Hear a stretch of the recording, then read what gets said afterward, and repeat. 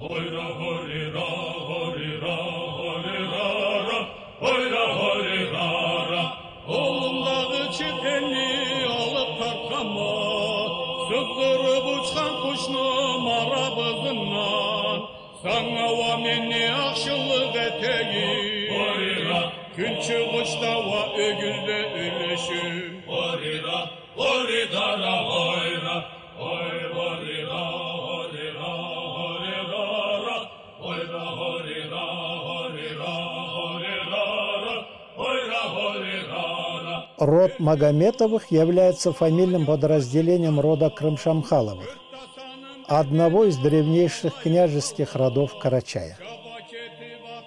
Показательно, что к Крымшамхаловым в качестве фамильного клана относились и Кучуковы, которых дореволюционный русский историк Аристов упоминает среди родов, покорявших вместе с гунами мир.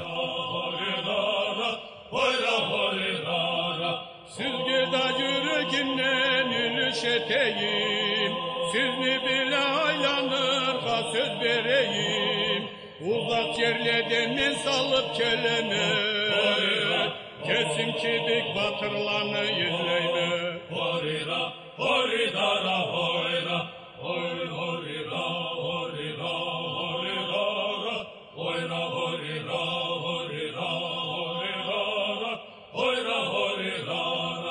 Beşigizde beş elden sizde kelgesiz, birbiri gizli vavuzda siz bilmeysiz. Отметим, что сами Крымшамхаловы по некоторым данным восходят к Аббасу, родному дяде пророка. В эпоху позднего Средневековья представители этого рода были правителями Карачая от имени турецкого султана. А после завоевания Карачая Российской империей в 1828 году присягнули дому Романовых.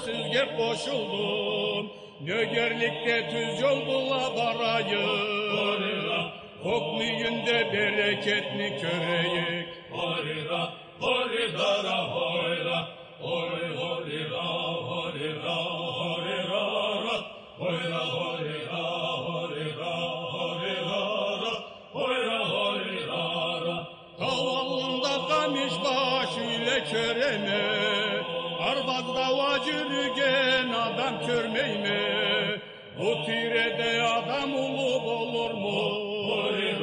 Balımızga çıkıp salam verirge. Horira, horidara hoyra, hoy horira, horira, horira, hoyra horira, horira, horira, hoyra horira.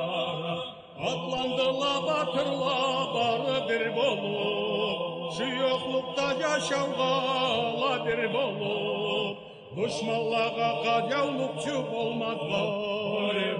Halkla bola yerkirlikte yaşama. Horira, horidara hoyra, hoy horira, horira, horira.